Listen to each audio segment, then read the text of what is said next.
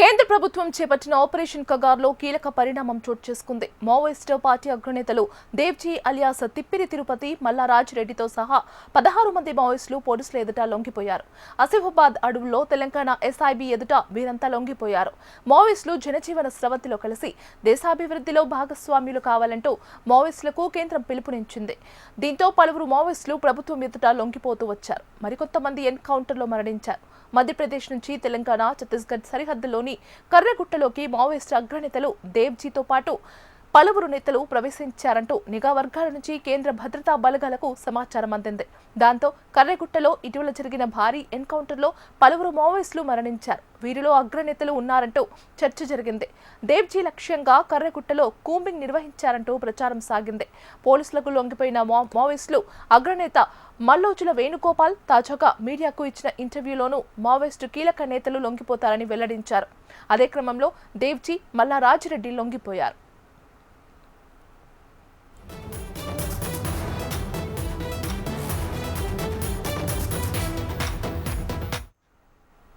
పోలీసుల ఎదుట లొంగిపోయిన మావోయిస్టు అగ్రనేతల్లో Devji alias Tippiri Tirupati Maoist party కీలక నేత, కేంద్ర కమిటీ సభ్యుడిగా కొనసాగుతున్నారు. మల్లారాజిరెడ్డి కేంద్ర మావోయిస్టు పార్టీ సెక్రటరీగా పనిచేస్తున్నారు. కొన్ని రోజుల క్రితం నుంచి దేవ్జీ లొంగిపోనున్నారన్న వార్తలు వెలువడుతుండటంతో ఆయన కుటుంబం ఎంతో ఎదురుచూస్తుంది. దేవ్జీ లొంగుబాటు రాజకీయ పరిణామం మాత్రమే కాదని కుటుంబం యొక్క దశాబ్దాల నిరీక్షణ అంటూ కుటుంబ సభ్యులు చెబుతున్నారు. తన కొడుకు ఎప్పటికైనా తిరిగి వస్తారని దేవ్జీ తల్లిదండ్రులు ఆశగా ఎదురుచూశారు.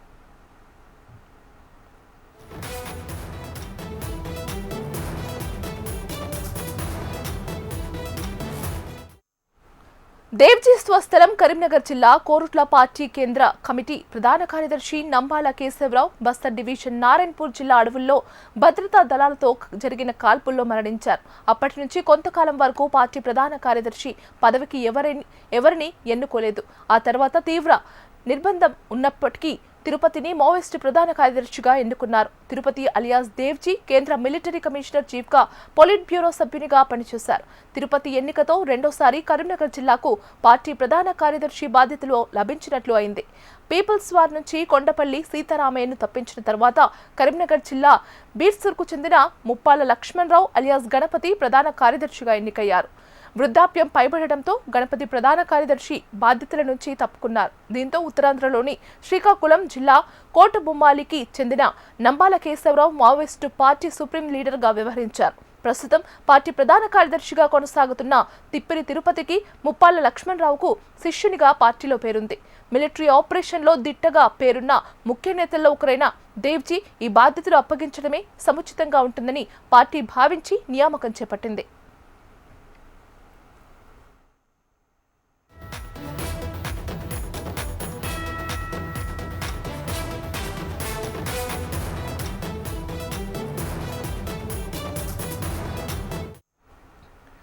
జగిత్యాల జిల్లా కోరుట్లకు చెందిన తిప్పిరి వెంకట నరసయ్య, గంగూబాయి దంపతులకు 3 కుమారులు, 1 కుమార్తె ఉన్నారు. వెంకట నరసయ్య, గంగూబాయి దంపతులకు పెద్ద కొడుకు తిరుపతి ప్రభుత్వ పాఠశాలలో విద్య అభ్యసించాడు. 1990లో 10వ తరగతి ఫస్ట్ క్లాస్లో ఉత్తీర్ణుడయ్యాడు. ఆ తర్వాత ఇంజనీర్ కావాలన్న లక్ష్యంతో ప్రభుత్వ కళాశాలలో ఇంటర్మీడియట్ ఎంపీసీ గ్రూప్లో చేరాడు. అప్పట్లో కాలేజీల్లో ఏబీవీపీ, ఆర్ఎస్యు విద్యార్థి సంఘాల మధ్య తీవ్రమైన గొడవలు జరిగాయి. ఈ ప్రభావంతో తిరుపతితో పాటు పలువురు విద్యార్థులపై పోలీసులు నిర్బంధం కొనసాగింది.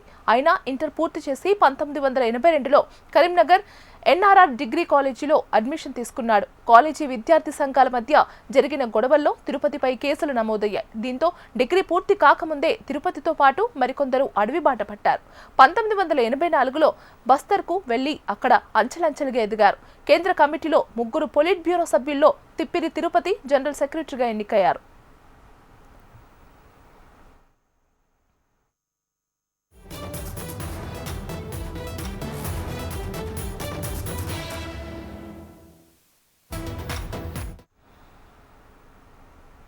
దేశవ్యాప్తంగా మావోయిస్టుల నిర్మూలనకు కేంద్ర ప్రభుత్వం మార్చి 31 వరకు గడువు విధించింది. ఆపరేషన్ కగార్లో భాగంగా ఇప్పటికే వందలాది మంది మావోయిస్టులు మృతి చెందారు. హిడ్మా వంటి భీకర నేతలు ఎన్కౌంటర్లో మరణించగా మల్లోజుల వేణుగోపాల్, ఆసన్న వంటి వారు ఇప్పటికే పోలీసుల ఎదుట లొంగిపోయారు. మరో అగ్రనేత గణపతి అనారోగ్యంతో విదేశాల్లో తలదాచుకోగా ప్రస్తుతం గ్రే హౌండ్స్ దళాలు బడి చొక్కారావు అలియాస్ దామోదర్ కోసం వేట కొనసాగిస్తున్నాయి. గడిచిన 4 దశాబ్దాల పాటు సాగిన తుపాకీ పోరాటం, వరుస ఎన్కౌంటర్లు, కీలక నేతల లొంగుబాటుతో మావోయిస్టు పార్టీ ప్రభావం పూర్తిగా కోల్పోయినట్లయింది. కొన్ని రోజుల క్రితం నుంచి దేవ్జీ లొంగిపోతున్నారన్న వార్తలు వెలువడడంతో ఆయన కుటుంబం ఎంతో ఎదురుచూస్తోంది. దేవ్జీ లొంగుబాటు రాజకీయ పరిణామం మాత్రమే కాదని కుటుంబం యొక్క దశాబ్దాల నిరీక్షణ అంటూ కుటుంబ సభ్యులు చెబుతున్నారు. తన కొడుకు ఎప్పటికైనా తిరిగి వస్తారని దేవ్జీ తల్లిదండ్రులు ఆశగా ఎదురుచూశారు. తిరుపతి అలియాస్ దేవ్జీ మా అన్నయ్య సరెండర్ అవుతుండు అనే వార్తలు మీడియాలో వింటూ చూస్తున్నప్పుడు ఎన్నో సంవత్సరాల నుంచి సుదీర్ఘకాలంగా ఎదురు చూస్తున్నటువంటి కళ మేము నెరవేరుతున్నందుకు చాలా సంతోషంగా ఉంది. అతను ఎప్పుడు కలవాలి, ఎప్పుడు చూడాలి అనే ఆతృత మా కుటుంబానికి ఉన్నది. తనను ఎప్పుడెప్పుడు చూద్దామా అని అనిపిస్తుంది. ఎన్నో ఏళ్ళుగా ఎదురు చూస్తున్నాము. అది నెరవేరే రోజు వచ్చినందుకు చాలా హ్యాపీగా ఉంది. పెద్దనాన్నని ఎప్పుడెప్పుడు చూస్తామని కుటుంబ సభ్యులందరం ఎదురు చూస్తున్నాం.